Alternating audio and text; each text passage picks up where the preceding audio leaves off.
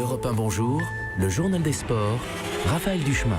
Et à la une ce matin, Jérôme Lacroix, Alizé Cornet dans la tourmente. La joueuse de tennis numéro 3 française risque une suspension pouvant aller jusqu'à 2 ans. Procédure disciplinaire ouverte à son encontre pour infraction aux règles de la lutte antidopage. Elle a manqué ces derniers mois 3 contrôles inopinés. C'est la règle pour les sportifs de haut niveau.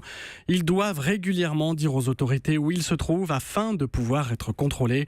Sa cause sera plaidée en mars devant un tribunal. Elle s'est exprimée tard hier soir sur Twitter. C'est dû à des raisons valables que la Fédération internationale n'a pour l'instant pas voulu entendre.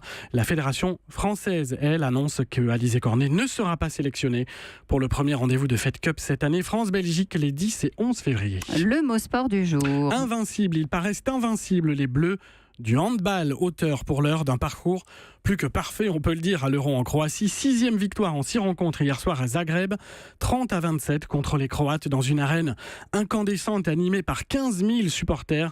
La France a montré toute sa force aux futurs adversaires, estime le bleu Adrien Dipanda. C'est sûr que c'est un message. Nous, on est venu ici pour gagner. Depuis la finale des Jeux Olympiques de Rio, on n'a pas perdu un match sur la compétition officielle. On veut encore gagner des titres.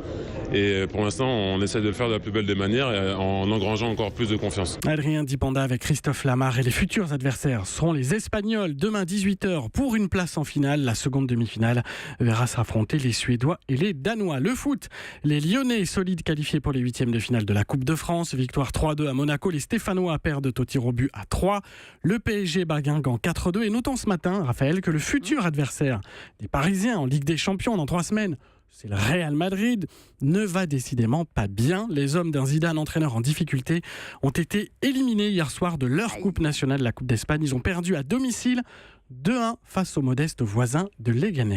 Allez, l'histoire du jour. Larry Nassar finira ses jours en prison. L'ex-médecin de la sélection américaine de gymnastique a été reconnu hier coupable de dizaines et de dizaines d'abus sexuels sur de très jeunes sportives, condamné à une peine allant de 40 à 175 années de prison pour 7 chefs d'inculpation.